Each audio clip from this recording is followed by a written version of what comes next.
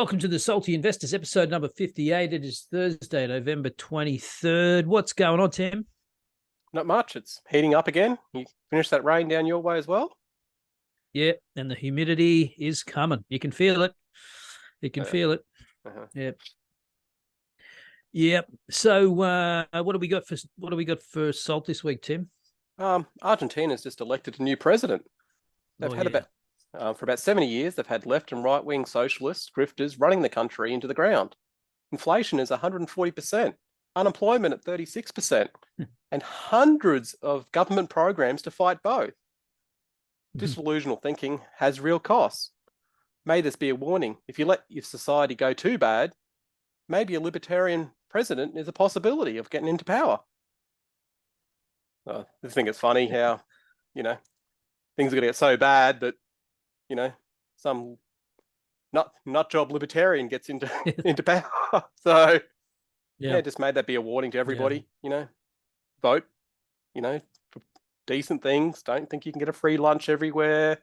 You have to run a balanced budget. So what do you think of the presidential win?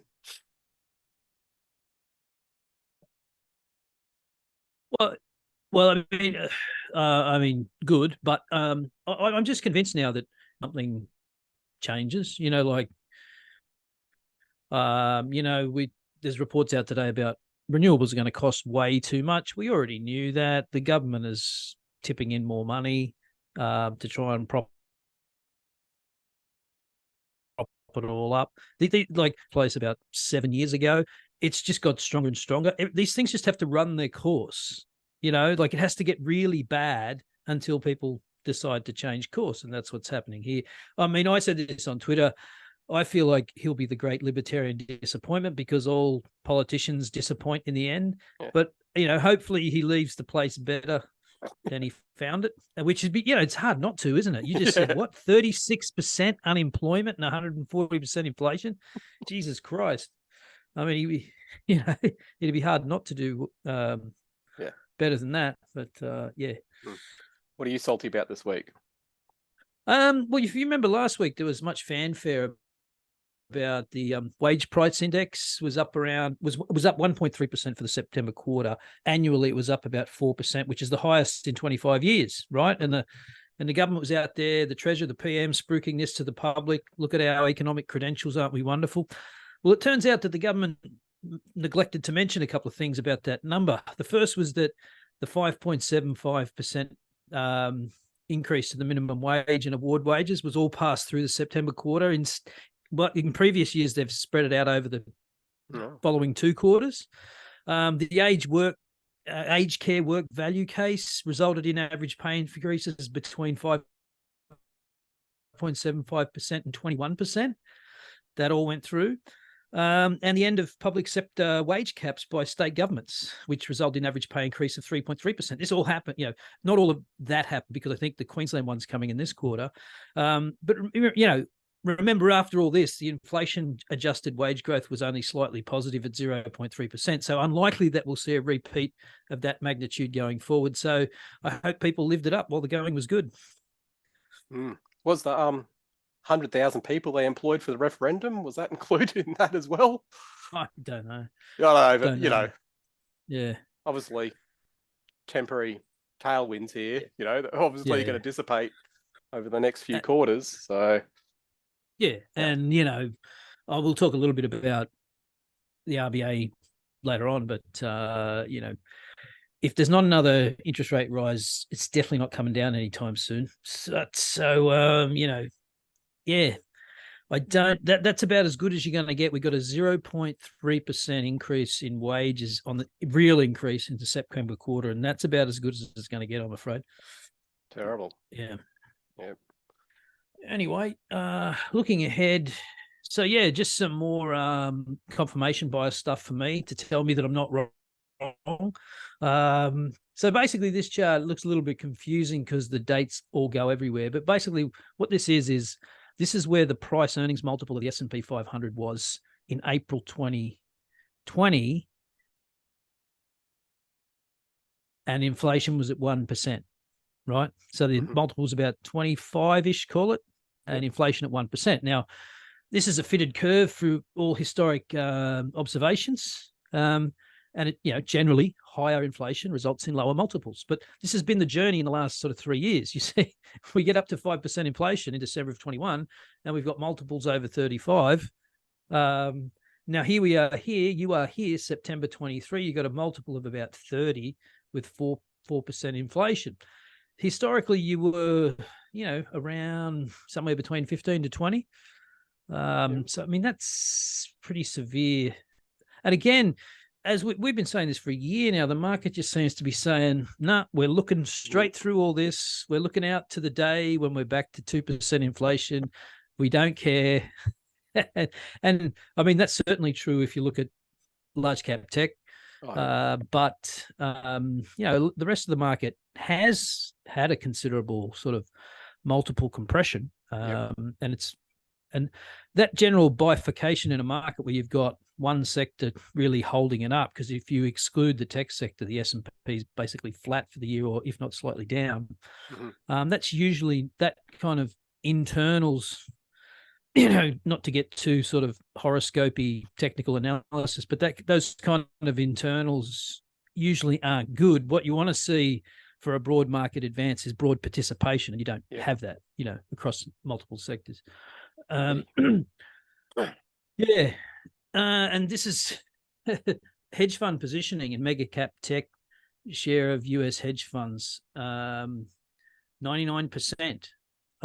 So you can see January 2022, that was about top, wasn't it? That's when everything started to, maybe December 21, and they were 50%, 56%. They're now 99%. Is this crowded? Is it? I mean, I don't know if you saw Nvidia's earnings, even though the stock didn't move on. The stock actually went back a little bit, actually. But I don't know. Is this a crowded trade? I mean, they've been right to be overweight tech. Yes, no doubt about it. But I mean, that's the thing here too. You don't know if they crowded in after it ran. Like you don't get sort of. Yeah, they're positioned there now, but when did they get there? But is that crowded? What do you reckon, Tim? Are we? I saw people still going into it. Like, it seems to be the winning move, and that's the problem. When it's been the winning move for, 3+ years, you feel pretty bad fighting it. You're going to be, crying for a little bit. But at some point, like, I don't know, Google's struggling a little bit now, so everyone's thinking, I don't know, that's not as crash hot as it was. And Amazon, you got Bezos like dumping a heap of shares on you. So, and Microsoft, Chris Holm just sold it. So something must be wrong there. He doesn't just sell it for the whim, So these guys seem to be smarter than me. So I don't know. But the retail crowd is just piling in, like you said, just going in head first. So, Yep. Anyway, keep an eye on that. This was so this is Australia's labour productivity, and you can tell that if you're not an Australian, because we spell labour with a U. Okay, so it's Australia's labour productivity, GDP per worked hour. So you can, our productivity has been horrendously bad in the last, call it 2022. I mean, look at that. That's shocking. So what is labor productivity? It's basically the ability to do more with less, or more with the same, even, or even if you've got more labor, you're doing slightly more with that labor than you were previously. We're actually doing less. And Bullock actually remarked on this. Do you see this? She actually remarked. I mean, she said, wage growth is not a bad thing, but if you've got productivity going backwards at the same time, i.e. you're doing less with the same or less with more, that's just not sustainable. And that's another reason to hike rates. Like I said, with the salt, I mean, you're probably not going to get that same kind of wage growth in the next quarter. You probably saw that peak there, but this is just another reason why they might move. Add to that, she's making noises about immigration. I'm glad the good thing is she hasn't capitulated, has she? She hasn't gone, and now, if anything, it looks like they just waited too long, because the rest of the world seems to have turned the corner, and we're sort of like Wild E. Coyote going off the edge of a cliff there. So, yeah, I mean, it's I mean, that tells you something pretty bad about Australian productivity, that we can't do. We're not very good at innovating. We're not very good at cost cutting, efficiency. Well, Alan Kohler put this graph up, because he put it up when it started to jump up near that 100, and said, where are the wage increases, to accompany the productivity increases. But when it goes the other way, is he going to put up and go, oh, well, we should be cutting wages now because productivity is down? Ooh. Nah, he's not going to do that, is he? Yeah. It's soft, Alan. Yeah. Come on, mate. Nah. Put it up one time, Yeah. Doesn't like the charts when they go the opposite direction, so. But why is productivity so bad? That's what I want to know. Why has it fallen off so badly? I don't know. But I mean, see, my view of the last 20 odd years is that in lieu of trying to get productivity, what we do is we just funnel more people into the country. And you can point at GDP and go, look, GDP is growing. Yep. And we're amongst the top in the OECD. Yes, but what's GDP per capita doing? It's actually going backwards. Yep. That's the one that counts in terms of people's living standards. Yep. I don't know the answer to why our labour productivity is so bad. Is it, unionised workforces? Is it the fact that we target a tertiary education sector, which we don't need as much as we need, say, tradesmen, which we have a shortage of? Yep. And that ends up, I mean, tradies aren't cheap. I don't know. Maybe that's part of it. Well, it definitely helped. We could definitely build a few more homes, and that lift GDP, instead of funding all the people into jobs that, university degrees that don't have jobs. I'm pretty sure that's not productive. So it doesn't add to GDP. You might have all the credentials in the world, but it doesn't add to GDP in the long term. So. Yeah, well, interesting you say that, because actually numbers were out this week, was it? That university enrollments of Australian students is actually down. Less people going to uni, and citing all kinds of, like, students saying, well, not students saying, it's not worth it. The debt's too much to carry. It's not going to be. Yeah. So I don't know how much is that due to COVID. So enrollment figures are down in 2023 from 2021. I forget by how much, but it's been 2 years running. 2022 and 2023 were below the 2021 levels, which is unusual, isn't it? But of course, the university system just makes up for it by funneling in overseas students, which are more lucrative for them anyway. Yep. Yeah. So let's get on to Pro Medicus, another Australian quality company. Yeah, so we've got the same theme happening. Pro Medicus is a medical imaging software company. They handle X-rays, CTs, MRI scans, but their differentiation is they digitalize it. So they store it online, and they also add software to help, diagnose what's going on. So you're going to get better patient outcomes at a cheaper price. So it's a fairly sticky business. As GDP per capita increases, imaging is often one of the first steps that a doctor will go to. And I don't see that trend slowing down. From November 2000, the stock is up 6,900% compared to 230% for the S&P. So clearly a winner. Let's look at the fundamentals. Shares outstanding, slightly diluting, but not a concern as growth is large. PE and price to free cash flow are totally insane, but it's been like that for 6+ years. Return on invested capital and margins are top shelf and consistently high. Growth is very high, even over a 10-year average. So that's great. It's a small dividend with a very high payout ratio, which I'll get into. They have cash to pay short-term debt. We flip over to the balance sheet and cash flow. You can see the net debt is 119 million, which is very nice. Operational cash flow and free cash flow have been growing very nicely, except for one down year in 2018. This is another company that needs to totally cut their dividend, as clearly they can invest a lot higher returns than giving it as a dividend. Shows a lack of leadership. Maybe I should write them a letter. clearly a very high company nonetheless.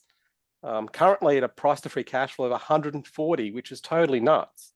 In 2017, the price to free cash flow is 37, but with growth being high at 30%, it's probably a fair price if you can see that growth going forward. Me personally, I think a 15% growth is pretty fair, and that gives me a price to free cash flow of 30, which I think is more realistic.